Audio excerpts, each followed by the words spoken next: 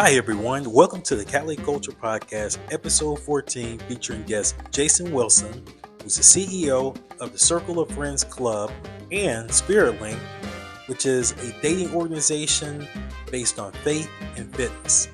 Jason has been living in Colombia for over 20 years, and he has many stories and experiences that he's going to share with us today. And by the way, Jason happens to be the producer of the Cali Culture Podcast.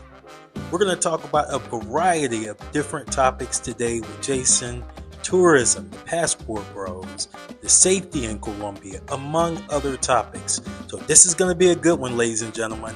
Sit back, relax, and enjoy the show.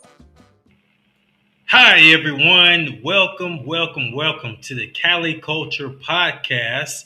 I'm your host, Jeremy Preston. This is the only podcast that talks everything and anything about Cali, Colombia. We have a great show for you today. As you heard in the intro, we have a very good guest today. It's an interesting show. If you want to travel or ultimately want to relocate to Colombia, if you had any thoughts, any plans, any ambitions to relocate to Colombia from America or Canada, you're definitely going to want to listen closely to this episode because our guest has been in Colombia for over 20 years. In fact, let's just go ahead and bring our guest in. Without further ado, Jason Wilson. Jason, welcome to the show. Thank you, brother. Thank you so much for having me on the show, man. And by the way, I should say, ladies and gentlemen, this Jason Wilson is our podcast manager and producer. So he's going to be our guest on the show. He has so much experience in Cali in regards to relocation, in regards to just experiences living abroad. So you want to listen to this one. Again, this is going to be a good one. So Jason, let's get right into it. First of all, thanks for being on the show. You're always on the show because you're behind the scenes, people that just don't see you. But Absolutely. It's just good to actually have you on the show as a guest and out where everyone could, get a chance to know you more and know you better. So let's just get right into it. Let's go back. What is it, 20, 21, 22 years ago? Oh, brother, 24 years, man. 24 years ago. Let's go back.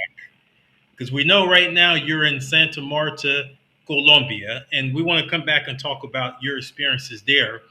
But let's go back 24 years ago to the point where you were in the United States and you decided to relocate to Colombia. Walk us through that decision-making process and how that occurred. Tell us about that. You know what, man? That's one of the first questions that people ask me. Why Colombia? Why did you decide to leave the States and go to Colombia in 2002 when there was nothing positive about this country at all that you could find on the internet or any place else, man? It was kidnappings, bombings, all kinds of terrorism. I mean, there was nothing good about this country. So I thought, right? But, we have several experiences from childhood that we don't really realize how they will impact us in our adult life. Mm-hmm. So I'm going to go back even further, man. My mom is actually one of the reasons why I'm so passionate about everything that I'm doing right now. But the other part comes from the Lord, man. So without him, I would have checked out a long time ago, man. I would have thrown in the towel with everything that I've been through over the years. But my mother was from Brooklyn, New York. And when she was growing up, when she was a teenager, she got into salsa dancing. And so, during the time that she was into salsa dancing, you had Celia Cruz, Tito Puente, and other artists of that time period. Mm-hmm. And so, I'll never forget when I was like around 6 or 7. And by that time, we were living in Atlanta. And, I'm from Atlanta. I'm actually one of the only people that can tell you I'm from Atlanta. And not Mechanicsville or the other suburbs, from Atlanta. Exactly. And so one day, man, I'll never forget, she put on some Tito Puente and she started salsa dancing. And I was like, that's cool. And she was like, okay, come dance with me. I said, I don't know how to do that.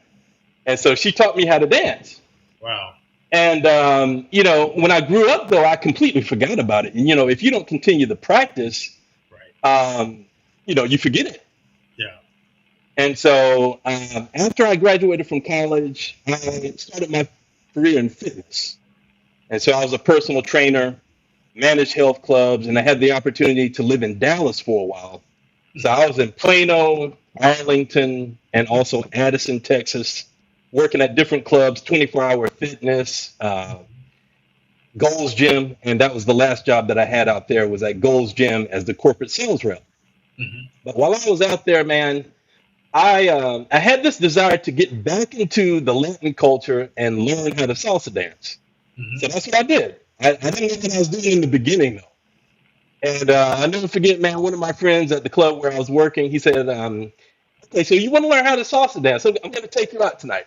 It was a Wednesday night. We went to this club, and man, they were professionals out there, man. There were people from Colombia, from Cuba, from other countries.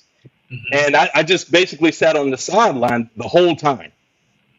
And at the end of the night, my friend was like, okay, Jason, if you really want to learn, put your dancing shoes on. Yeah. That's the only way you're going to learn it. I said, Right. yeah, you're absolutely right. So what do? You go out there, you look ridiculous, man. I mean, for the first month or so until you get the basic stuff, right? But once you have that down, you can expand into other kinds of moves, right? So it was this 3 month process. It was over a summer that I learned how to dance.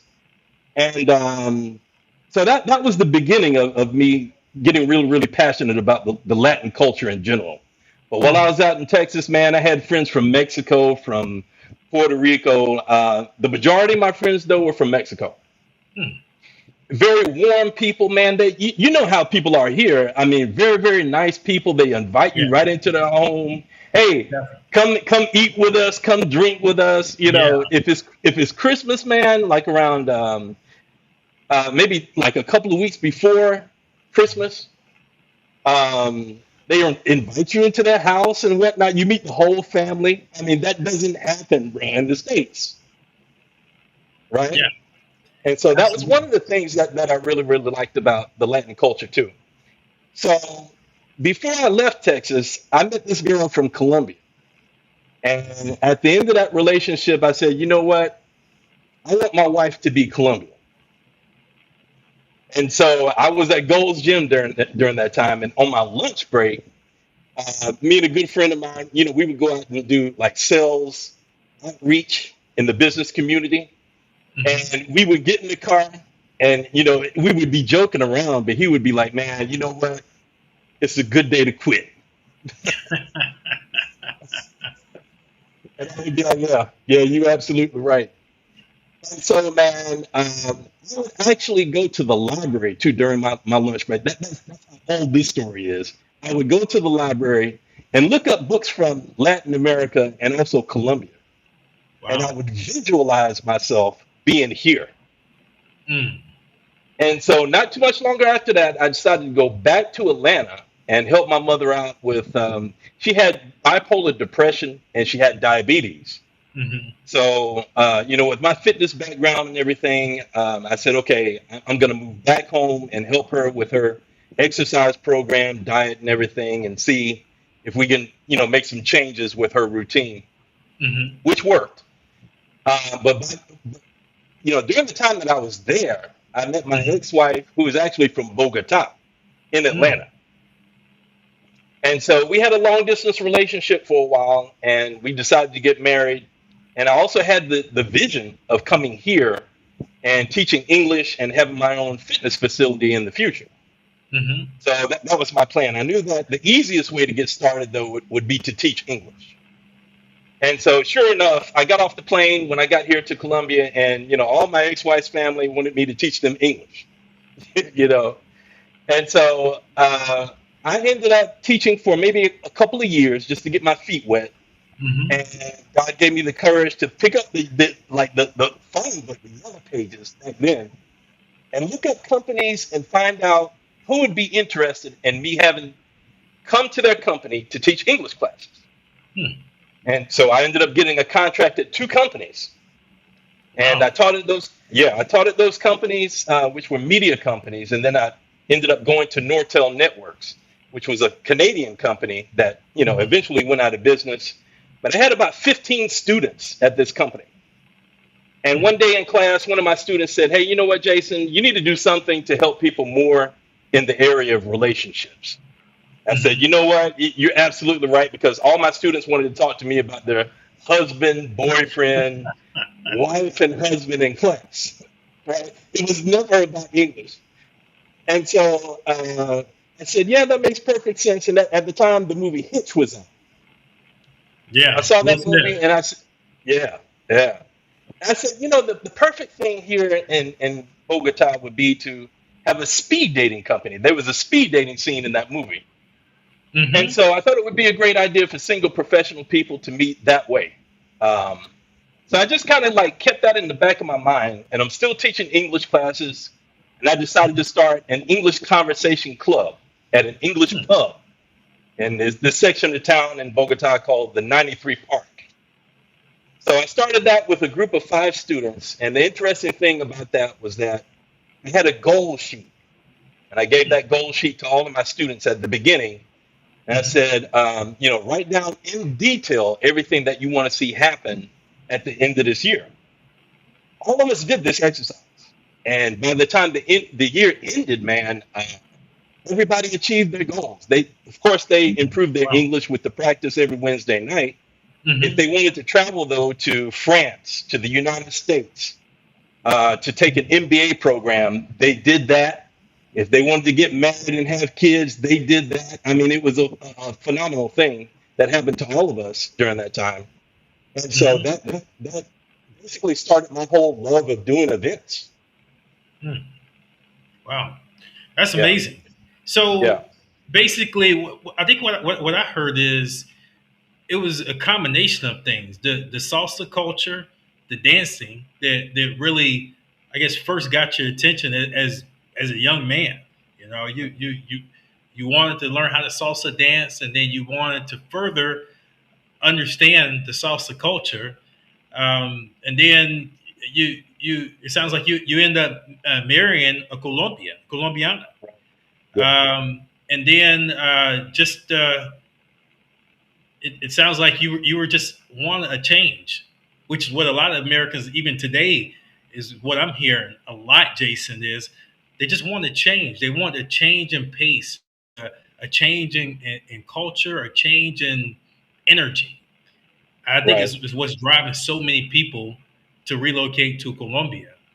yeah. Now, so based on that, you you were there and you started teaching English, and you established yourself first in Bogota, right? Right. Okay. How long did you stay in Bogota? Oh man, I was in Bogota for 16 years. Wow. So, if you can imagine from 2002 all the way to 2015 when I left, Mm, man, I saw a tremendous amount of change in the right. city. Absolutely. Also with the amount of expats that came from the United States and other countries as well. When I first got here, man, to Colombia, I mean, you can count us on one Yeah. hand. It's so interesting. Like, ladies and gentlemen, I can honestly say I now know a lot of Americans, American expats or American immigrants, however you want to title it, that moved from America to Colombia. But I until meeting you, Jason, I've never met anybody who's been to Colombia for 24 years. Have lived in Colombia. I mean, you are not an expat. You are an immigrant. You are officially an American immigrant that has repositioned, relocated, and immersed himself in the culture. So you were Sure. definitely the first person I met that have been in Colombia for that long of a duration, which I think is absolutely amazing.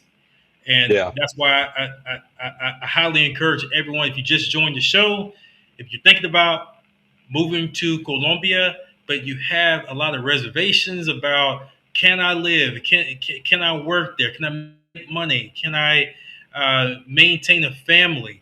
Well, Jason Wilson has done it. So it can be done.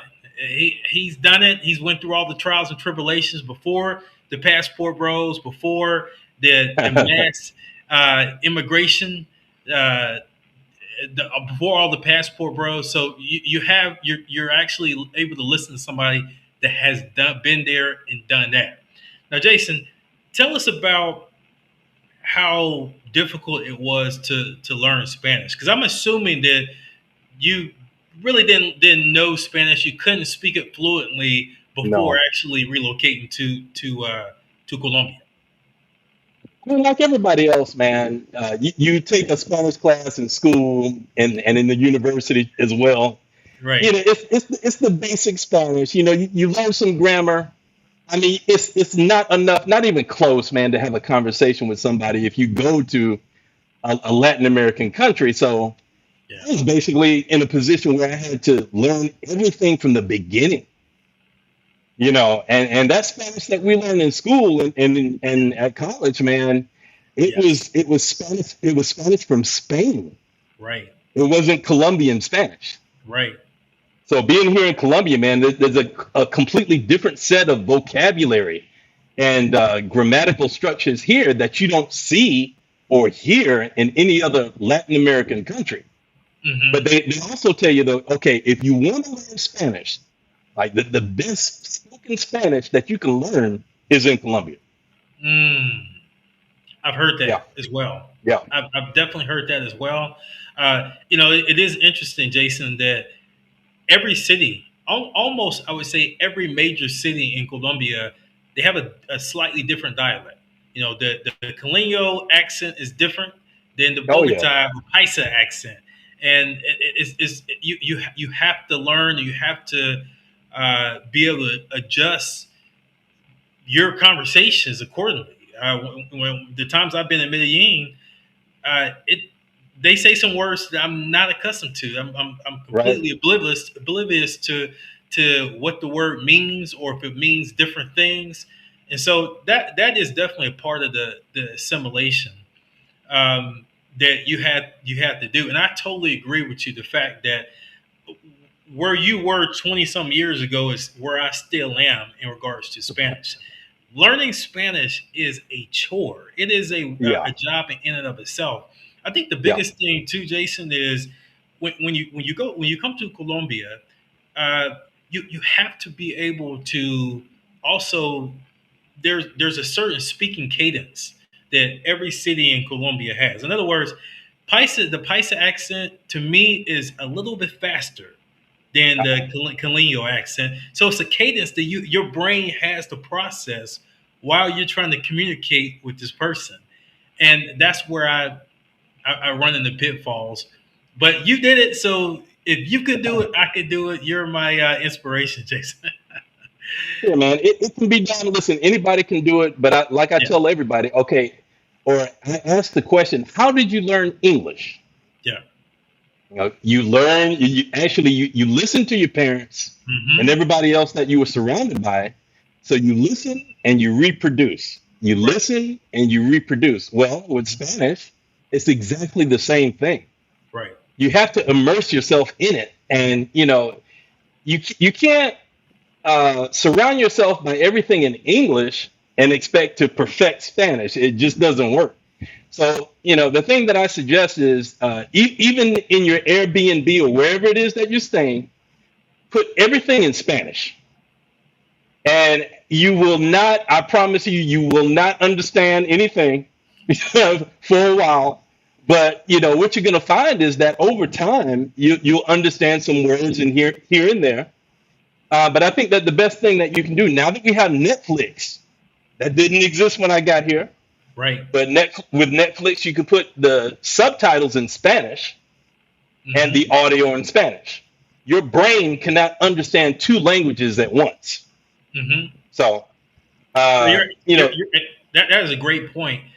and Yeah. that honestly, my engineer's brain, which I'm so partial to numbers, that's Mm. the hardest part for me, Jason, is to be able to just make those conversions really quick.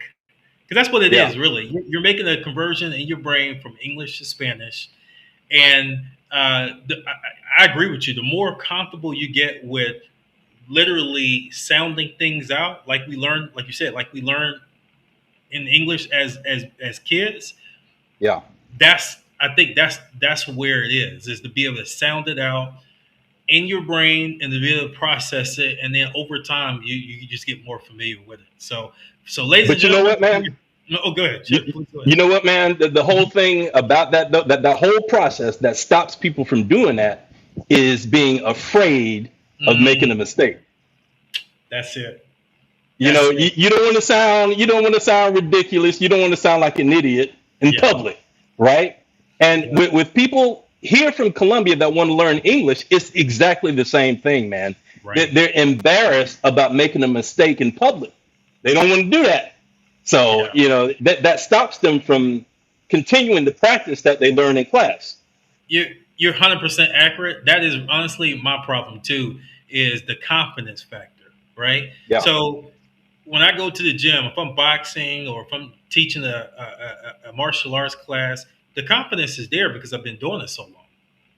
Um, if I'm writing a technical research paper, the confidence is there because I've been doing it so long. I know how to do it. But now you put myself and so many other Americans in deep waters by, like you said, not having the confidence. Because again, who wants to feel silly or embarrassed or uneducated or whatever the right. word is? No one wants to feel that way. So you're exactly right. And it kind of goes back to what you were saying about salsa dancing. And that is get out there, stumble, Yeah. maybe somebody laughs at you. It doesn't matter. You're learning. You're in the process of learning. And by the way, every time I get on the dance floor, you remember Carlton from the Fresh Prince of Bel Air, right? Yeah. That's Jeremy. That's I Jeremy mean, on the salsa dance floor trying to dance salsa. So, but that's all right though. that's all a part of it. That's a part of Yeah. the acculturation assimilation process. Is you're not going to master anything overnight, just like No. anything else in life. You know. The thing about that too, man, is that if you go to a restaurant or a bar or something and they have a salsa class, or Mhm. maybe they don't even have classes. It's just like open dancing, right? If you ask a girl to dance, I mean, she's not going to laugh at you. She respects the fact that you're making an effort, That's right. right? That's right. And so, she might even offer to help you learn while you're making those mistakes. That is the great, excellent thing about Colombian culture Yeah, is I've never been to a discotheque as they're called frequently called here in Colombia where I've not reached out my hand to a Colombiana and she rejected my request for a dance. So exactly. guys out there, if you listen to this and the first time you go to Colombia, ask a Colombiana to dance because that's how you learn. It's all about learning and practicing, and Yeah. she will help you learn. It's 9 times out of 10, she's gonna say yes and help you learn. At least learn the basic 1, 2, 3, 4 steps. Yep. We could have a whole conversation on this one, but I want to transfer the conversation over to Circle of Friends Club.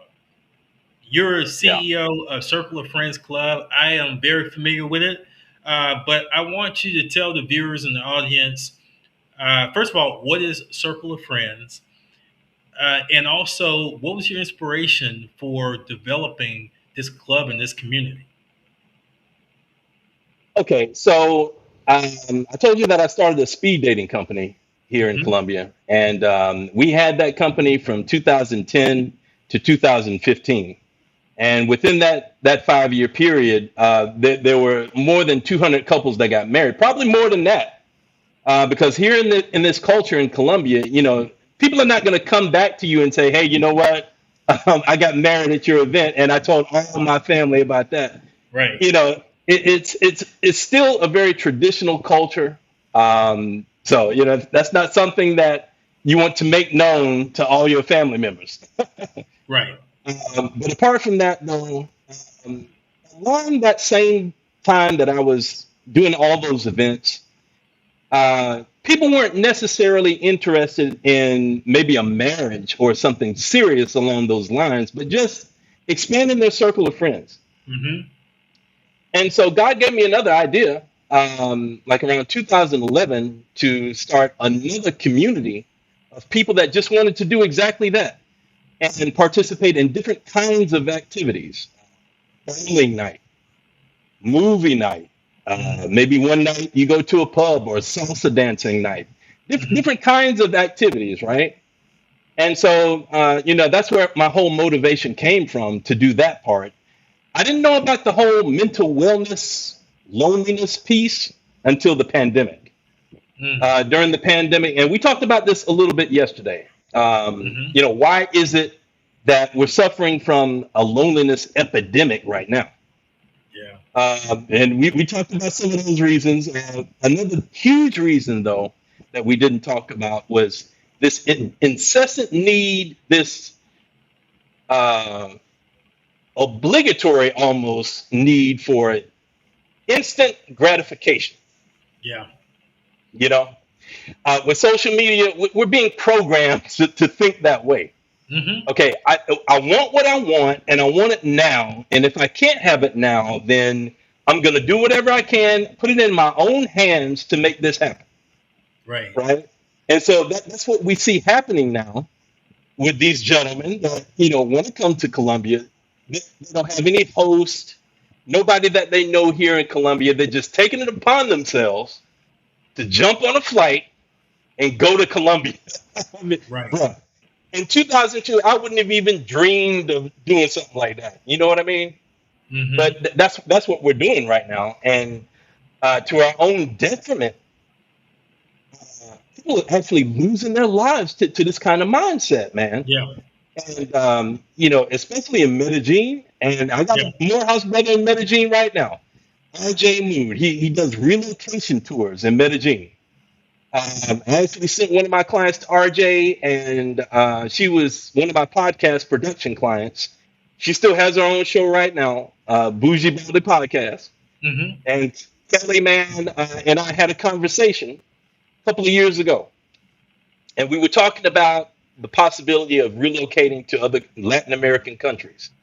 And she said that Ecuador was on her list, but she hadn't really put too much energy into the possibility of Colombia. Mm-hmm. And so I told her about what RJ was doing with his relocation tours. She booked the trip like the next day. I was in shock, right? But she booked that trip. She came down here, man. Went to the relocation tour with RJ, man. She came back, and then 2 weeks after that, she said, "Jason, I saw everything I needed to see. I'm going to relocate to Colombia, and I will be there in June." I was like, "Wow, Wow. yeah, It's amazing. yeah." And she wasn't the only person that did that. Mm-hmm. So, you know, I have other friends that did the same thing. But getting back to Circle of Friends Club, apart from the loneliness, we have, you know, so many people in the States and everywhere else suffering from mental health issues, depression, anxiety, suicidal ideation. And I said that a big part of what we want to do is help people to overcome these issues. Right. And the whole issue is the lack of connection with each other. Mm-hmm. You know, we were created to be connected to each other. Right. But with social media, we've been separated, we've been isolated from each other. And so one of the ideas that I have here in Santa Marta is through our community here, and I've met several beautiful people already here in Santa Marta that want to collaborate and help us host events here for just the purpose of expanding their circle of friends and doing fun activities with not just the expats, but also Colombians that actually live here in Santa Marta. So, Hmm. everybody's excited about this idea, man. I'm excited about it. Can't wait to get started. We're going to do the first event like within the first actually the next 3 weeks. Um, maybe like right before the World Cup starts, we'll have our first event. Nice, excellent. Yeah. You know, you're exactly right. Just to reemphasize what you said earlier, our society, in particular in America, we do want that microwave success, that microwave love. Yeah. You got these shows, these what they call reality TV shows, and people had this false uh, perception that they can go out and just meet the first person and find love, and everything is a bed of roses, and that's not the real world. And I think that's Right. that's what you're indicating. A lot of the mental health. You're exactly right. In America, the divorce rate is over 60%. They were saying, I was just reading a report the other day, was saying that couples, like there used to be significant dating in the dating culture in America, but people are deciding not to be couples anymore. People are deciding to Mm. stay single. And, and, Wow. and obviously, you're exactly right from a mental standpoint. That weighs in because that is really not biblical, as you indicated, to be alone unless you have dedicated your life for service to God, and a pastor or a priest or a missionary. That's one thing, but to just be lonely and be staring at your four walls after work every day, after a while, that might be an issue. And so Yeah. your conduit for bringing people together, which is exactly essentially what Circle of Friends is. That's amazing. You know that Mhm. that that that concept and that club and community can help to heal a culture, that's Sure. broken right now. And so Yeah. I commend you for not only doing that, but for implementing it, and coordinating activities that people can do, because people need to get off the internet and get off Yeah. TikTok, get off Instagram, and get together, bond with people, and not even relationship, a man woman relationship, status. Just to meet people and talk to people, connect with other Right. like-minded people. That is so important. So I commend you for that. Thank you How, so much, how man. long has Circle of Friends been established? How long um, have you been implementing the Circle of Friends concept and activities? Well, actually, I started a couple of events back in 2011, and like around that time, my mother, and again about my mother with her bipolar depression, there were several times that between the year of 2005 to 2011, I would have to fly home, man, to Atlanta periodically Hmm. because my grandmother would pick up the phone and be like, "Jason, you need to get home like right now Yeah, and help out with your mother because she's having another episode." yeah, With her depression. And so I would have to do that. I would have to drop everything that I was doing, yep. get on a flight and go home. Hmm. And bruh, it was never a situation where I was going home for vacation, to spend time with my friends, to hang out. Right. It was nothing like that. I Hmm. mean, so, it was, I think even for me, it was a traumatic experience watching my mother go through situations like that. Yeah.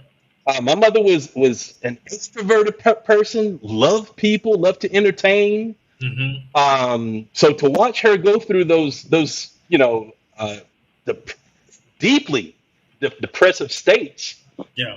it was traumatic. Yeah.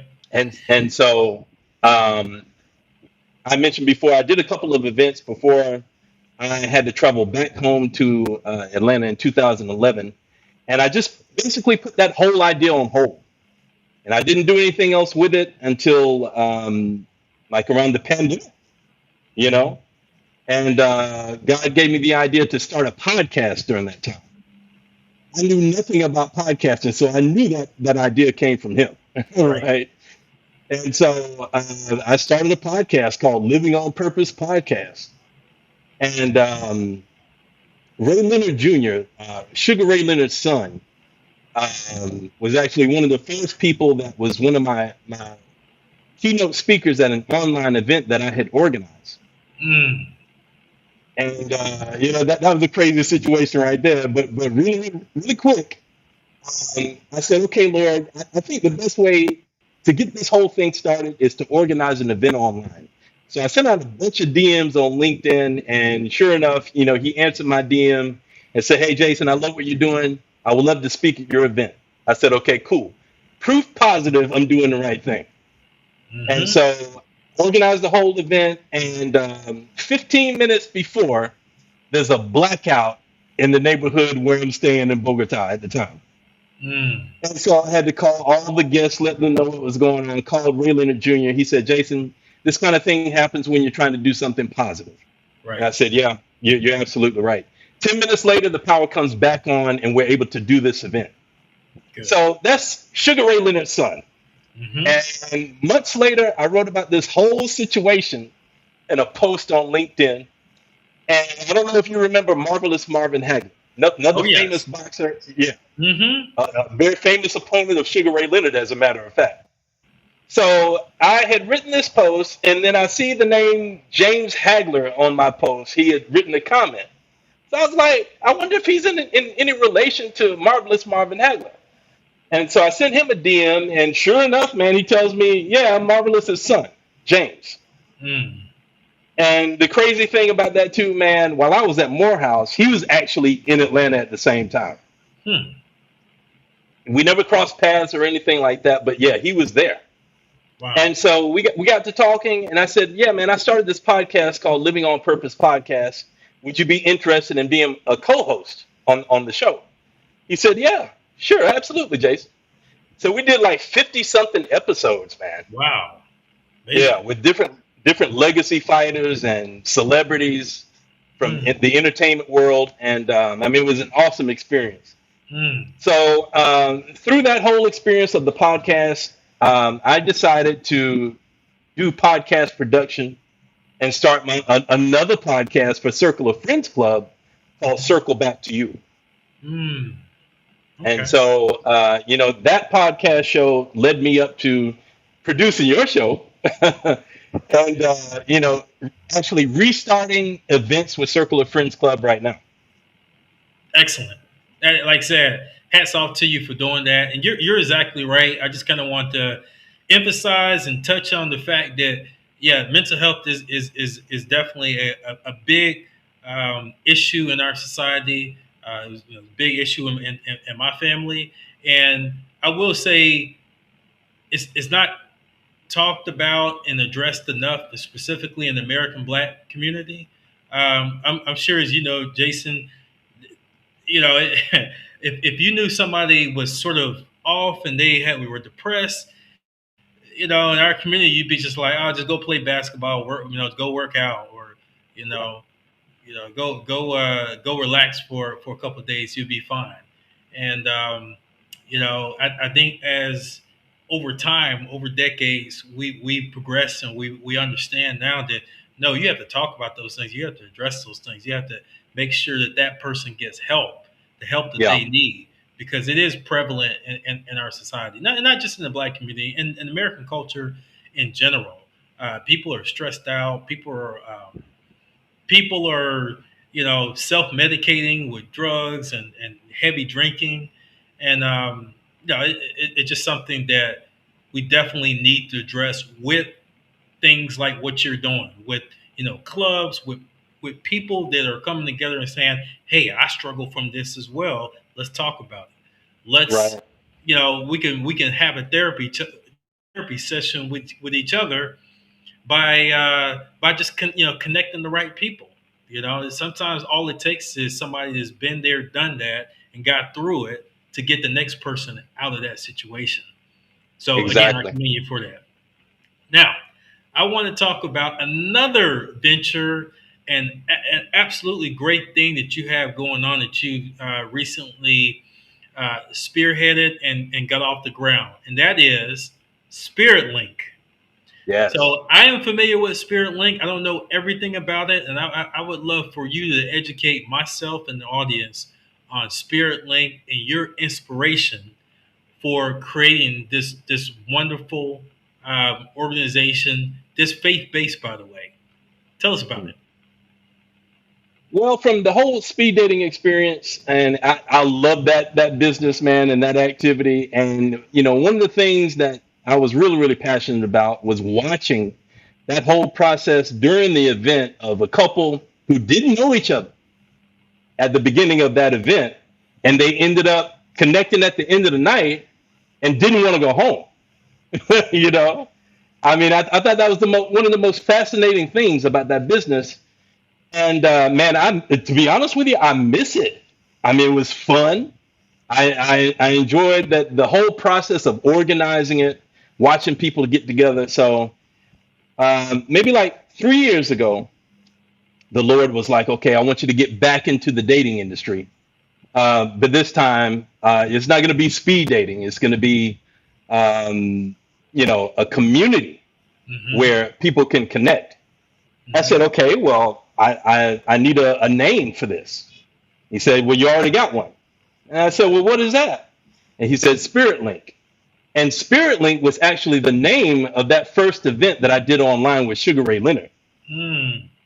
Just kind of like put that whole idea on hold, until now.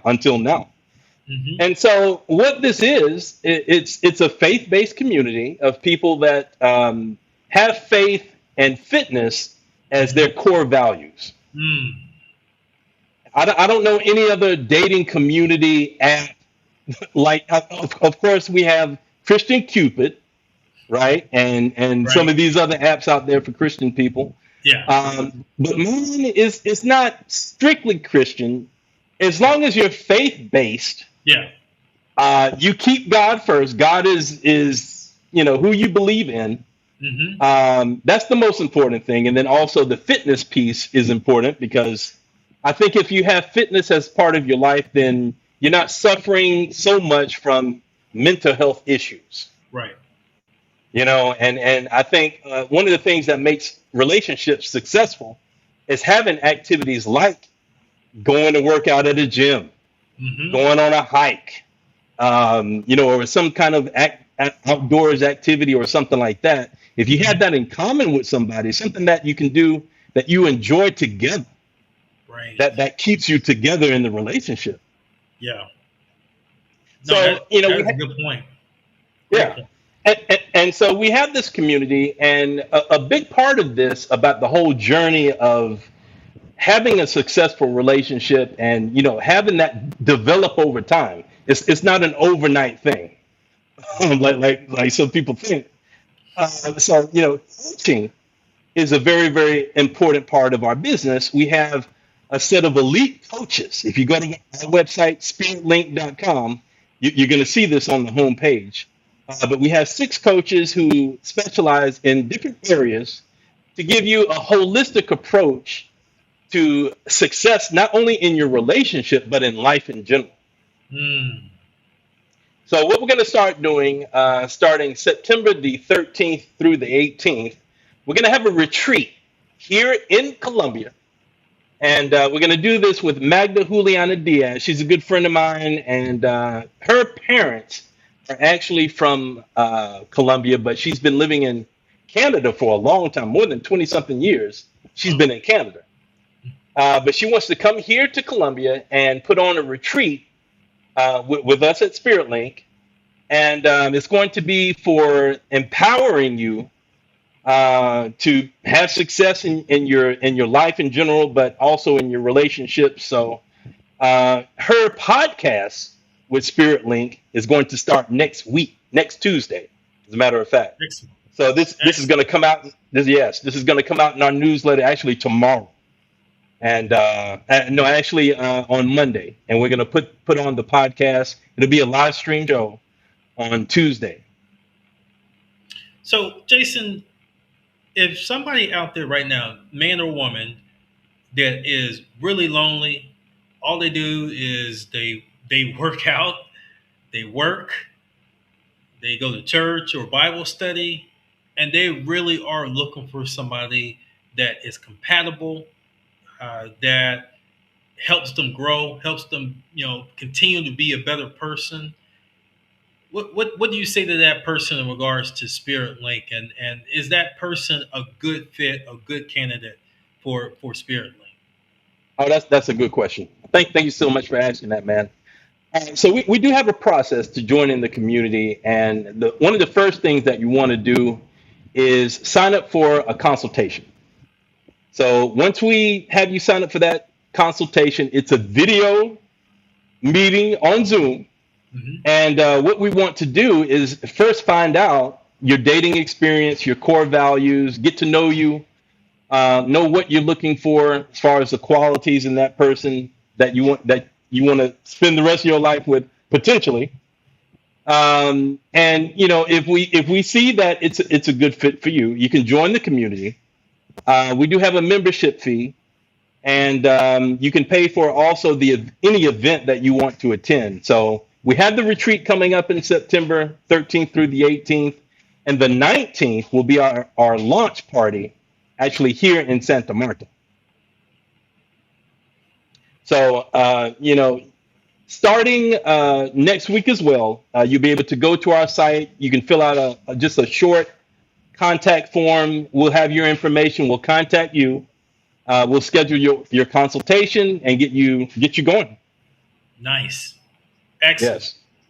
Now, do you think that is Spirit Link ideal for foreigners or for locals or for anyone that meets the specific criteria that you and your team are going to define through the consultation? Is and the reason why I asked that question is, as you know, in Colombia there are speed dating events. There's dating organizations, Yeah. but it seems to be more focused on foreigners meeting Colombians. Is this more of is Spirit Link more of a worldwide, let's say, I say dating organization or dating platform, or is this specific to a specific um, demographic of people or persons in a specific country or area? Oh, thank you for that question as well. So Spirit Link, it's open to everybody. I don't care where you are in the world. You can come to us at Spirit Link and you can join our community. And that's exactly what it is. It's not just a platform or an app like Tinder or Bumble or any other app that's out there. This is a community. You belong to a community where, yes, you can attend events, but we also have coaching that you can be involved in, retreats. If you're interested in taking a trip here to Colombia, we'll help you to organize your trip. So that there's a lot of things that we can do to make sure that you're part of a family online and then also in person if you come here to Colombia. But we want to have events in every major city of the states and every major city here in Colombia as well, and we'll expand from there. Excellent, excellent. I tell you, I can't wait to see the rollout and the September 19th event.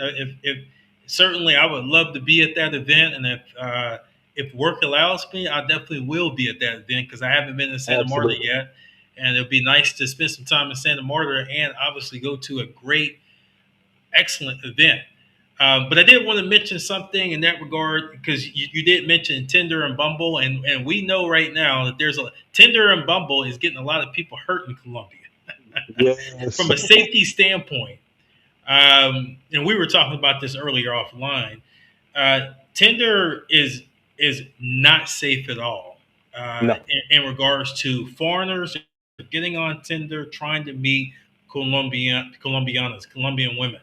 It is not safe at all because there's been many cases. I can't even count the number of cases at this point, but there's been many cases where you have criminal organizations that are behind a profile. So you'll have a woman, she'll be legit, that woman on the profile, but she'll be linked to a criminal organization that targets foreigners and tourists. And what Yes. happens is the foreigner goes to Medellin, specifically, this has been happening in Medellin, Cartagena. But but really anywhere in Colombia, and it's been happening in other places in South America, other countries in South America, by the way. But what happens is these guys, they're head over heels are so lonely that they go to a profile and they meet up with this Colombian woman, or have her come over to his Airbnb. She uses a drug, and most of the audience, I'm sure, have heard this scopolamine, which is basically it's called the devil's breath. It's a drug that can incapacitate you. You're almost like a zombie. You're not in control of your physical actions or your mental actions, and can rob that person of all their belongings and their cash. Can tap into their bank accounts and then withdraw large sums of money. And even worse, sometimes what happens is they put so much of this scopolamine drug into their drink or blow it on them or whatever that the person dies. And there's been many cases of like that we know Yeah. of. Jason, tell the audience why SpiritLink is a safe platform. It's a safe dating platform and community, unlike Tinder and Bumble, where guys don't have to worry about those sort of safety issues. Well, I'm also known as JW, the wingman. So you have a wingman. Again, I'm not interested in helping somebody to, hook up for a night and possibly tomorrow night. That's not my thing. If you're Right. interested in a meaningful, God aligned relationship that's long term, I Hmm. can help you. But our community is highly curated. I mean, we spend the time to get to know the people that are joining our community, Hmm. and that's highly valuable. I mean, there's no other community that does this.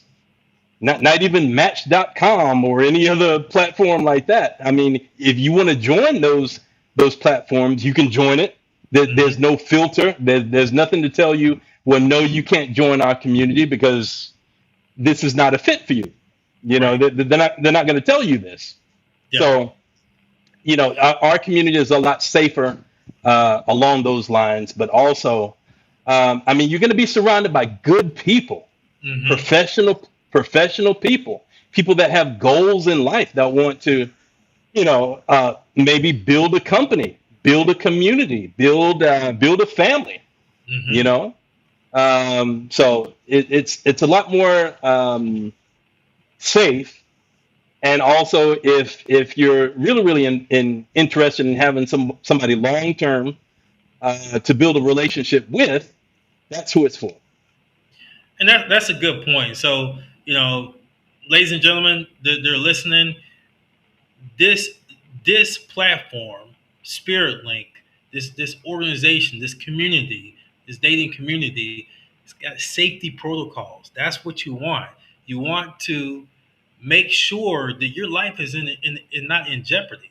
So you should jump on this opportunity. If you're single, you should jump on this opportunity to be able to find someone special that you know the person, this particular person is not going to try to play you for your money, or try to play you for an opportunity, or try to play you for, oh, I want to get to America. That's you don't have to worry about those things, because there's safety protocols and there's a filtering process. And Jason, you're 100% right. I'll emphasize that. eHarmony, Match.com, those are the two that I used, I don't know, 10 years ago or so. And I couldn't tell you about any of them now. But those in particular, you're right. For the most part, anyone could join. I think eHarmony was at some point a faith based platform, dating site, or whatever. But I'm not Yeah, sure. I think they kind of stirred away or pulled away from that now. Uh, but yeah, anybody could join. There was no filtering process, as far as I know. As far as when I remember, when I used it, there was no safety protocols whatsoever. And so, again, I will emphasize, it is, you get what you pay for, ladies and gentlemen. You get what you pay for. absolutely. If you pay the $10 Tinder, what I can't remember the one that allows you to be able to be anywhere in Colombia or you can be in Russia or whatever, then Yeah. you don't know who's at the other end of that profile. You see a pretty face, but you don't know what's behind that. So, guys, I'll say that again. You get what you pay for. You know, you should pay for something that you know is secure. It's got the right safety measures, safety protocols. Because I'm telling you guys, there's a lot of guys that are losing their life in Colombia trying to find that special woman. It is not worth that. Don't play with your life. Do you have anything to add to Yeah. that, Jason? Yes, I do. We were talking about this yesterday, man. And I don't mean to laugh, but I mean it's a very very serious situation. But recently, man, five guys said that okay, well, to avoid this happening, we'll go out in a group. We're not going to go out by ourselves. There were five guys that went out Mm-hmm. to a club and met up with five girls and Mm-hmm. brought all of these five girls back to their Airbnb. And what happens? Every single last one of them woke up the next day, man. Everything was stolen from them, Yeah. Yep. you know. Mm-hmm. And thank God they woke up. So every preventative measure that you can come up with that would possibly stop something like that from happening. That criminal organization that's in charge of those girls and everything, man. They have a countermeasure for every preventative measure that you can come up with. Mm-hmm. So again, man, just like you just said, it's not worth it. It's not worth your life, putting your literally your life on the line. Mm-hmm. It's Yeah, not you're worth it. exactly right. And I'll say just to add even further, um, in particular, some of the guys that this is happening to, Jason, they're our age, in their 40s Yeah, and almost in their 50s. So, guys, at some point we have to be mature. I can sort of understand. That's why I don't want this to happen to any American, young or middle age or older or whatever. But guys, at some point we have to be mature. We have to take responsibility for our actions. And if you're 40 years old, you shouldn't be bringing home a Tinder date. Point blank, period. Let's just be honest. Let's just be real for a minute. You should not be meeting up with her and then bringing her back to your Airbnb, because you should have had a level of maturity that a pretty face is not always the best thing that I need. Let yeah, me think about this. A lot of times, that's why it's good to be a part of a faith organization. Is you can pray over these situations. You got to think with this head, fellas, not the other one. If we were going to be just completely honest, right? yeah. So that is important, and which leads me to we could talk about this all day. And Jason, we're going to have to dedicate a whole episode to this very topic because it's Sure. happening way too much. But I Yeah. did want to talk about the passport bros just for a second. And we've already kind of touched on this, but um, mainly this is happening to a lot of passport bros. And when I say passport bros, I mean the new passport bros. Passport, I don't even like to call it passport bros, but there's been guys from America have been traveling to other countries for decades, Jason. Mhm. This is Yeah. not a new thing. The only reason it's new is because of social media and these particular immature guys that are carrying themselves in a certain way and getting in trouble or getting themselves drugged. There's been guys, mature tourists, that have been going to countries for years. Jason, you went to Colombia before this whole passport bro was even movement was even a thing. In fact, before a Absolutely. lot of people were even going to Colombia, Yeah. you went. So the whole thing about, well, guys shouldn't travel. No, I look, guys should absolutely travel and expand their horizons and date other cultures and understand what they want out of life. Not only from a dating standpoint, but also from a life standpoint. Do you want to be in a different culture? Do you want to learn a different culture? Do you want to learn a different language? Do you want to learn how to salsa dance? it helps you diversify and expand your horizons in life. That is living in a different country. However, Jason, there has been this new breed of passport bros that are getting themselves in trouble, that are starting fights overseas, that are loud, obnoxious. What do you in your 24 years in Colombia? Mhm. Why is this becoming such a thing that's turning off Colombia to a point where they're telling passport bros to leave? Why is this happening? And do you think this is the end of the passport bro era? Well, The new like, passport bro era, just to clarify. right. Well, within the past 2, 3 weeks, we've seen a lot of changes in Medellin. Yes. Uh, I mean, they have police, camping out in Parquejeras now. So Yeah. you can't even stand around there without them asking you for your ID, your Hmm. passport. Hmm. So it's a completely different situation now. However, you can still go to a club and get in trouble. Right. You know, so do I want to see this come to an end? Yeah, because I think it hurts tourism.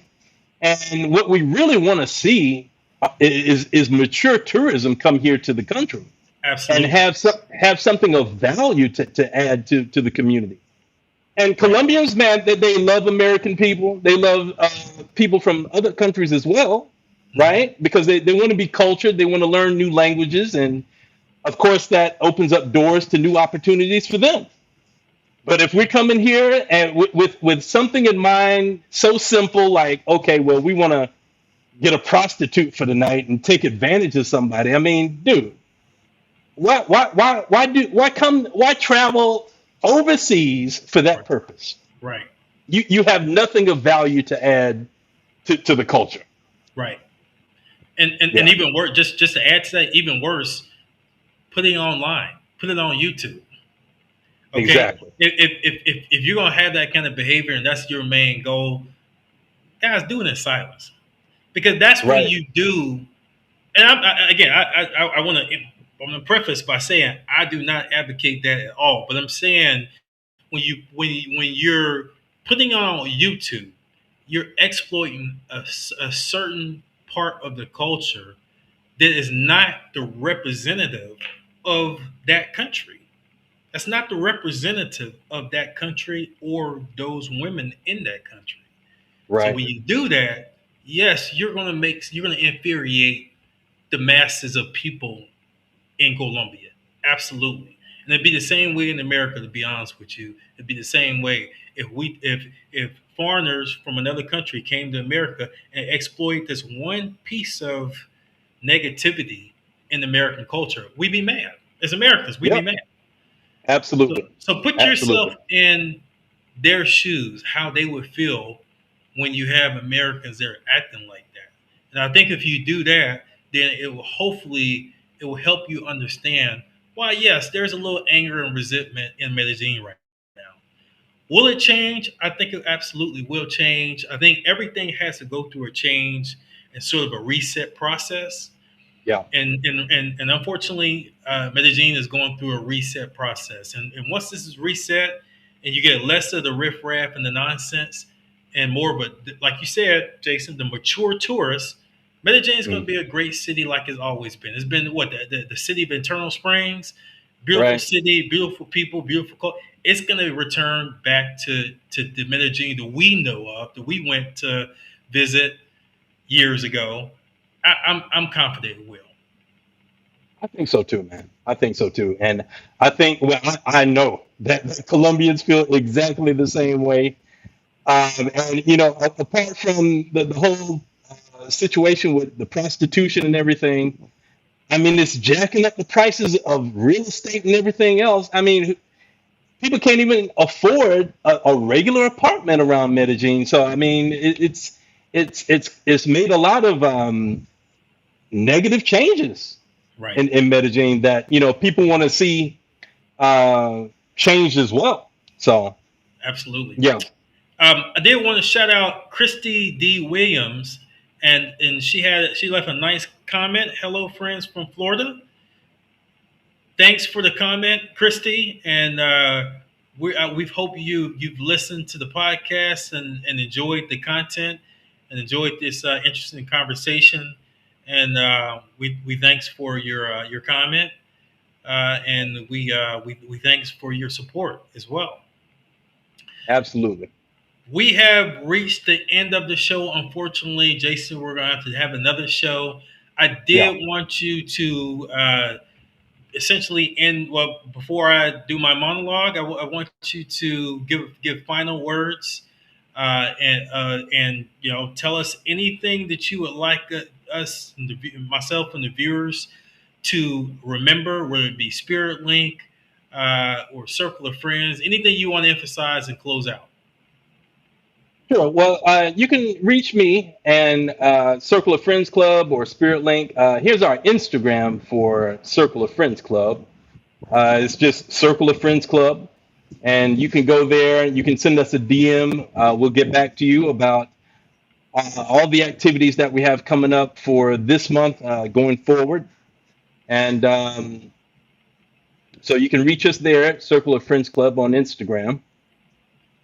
And our Spirit Link website is spiritlink.com, and Spirit Link with a C at the end. So you'll see a capture form at the top of the web page. You can fill out that. It's just asking for your name and your email address. You can put that in there. We'll get back to you and schedule a consultation with you and go through the rest of the steps that are necessary for you to join our community. And we would love to have you. Because Excellent. again, we're interested in, making sure that if you come here to Colombia, that you're safe and that you're part of a community. You have other kinds of activities that you can take part in during your stay while you're here with Circle of Friends Club as well. So we're going to have plenty for you to take part in and have a good time, expand your circle of friends. So, ladies and gentlemen, please get in touch with us. We would love to host you. Excellent. And I second that. These are great organizations and platforms and communities to be a part of. They're going to do nothing but help and enhance your life. And that's what you want. You want to stay away from keeping up with the Kardashians and all of these other things that take away from your mental capacity slowly but surely. And by the way, studies have shown that it does. That those shows do that, by the way. You want to attach Absolutely. yourself to something that can enhance your capability from a mental standpoint, from a physical standpoint, from a relationship standpoint. These are the activities you want to be. So I highly encourage you to go to those websites and check it out. Reach out to Jason. He'll be more than happy to connect with you and get you the information that you need to proceed. We have reached the end of episode 14. Unfortunately, it's gone by way too quick. We had a lot of great discussion. I do Yeah. want to remind everyone that if you want to, know it's tough. It's a tough economy in America and in Colombia or wherever you are. It's tough economies all over the world. But if you want to, you can always donate to keep the lights on, keep things running, keep this good content going. You can donate.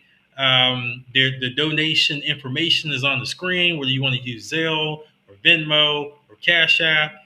Any donation, any amount helps. Again, to keep the lights on, to keep things going, and it is much appreciated as well, folks. It's been a great episode.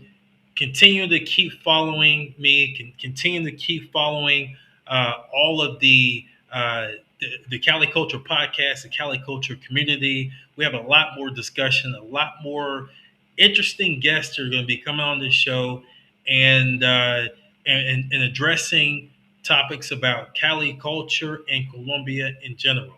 So remember, when you go to Cali, Colombia, always remember to respect the culture, embrace the culture, like the culture, and obviously learn from the culture. With that being said, I'm your host, Jeremy Preston. I hope you have a wonderful evening. Remember, stay tuned for the next show, episode 15. It's going to be a great show. Have a great day. Hasta luego. Ciao. Hasta luego. Thank you for watching the Cali Culture Podcast with Jeremy Preston. Please remember to like, comment, and subscribe, and I will see you next week for our next episode.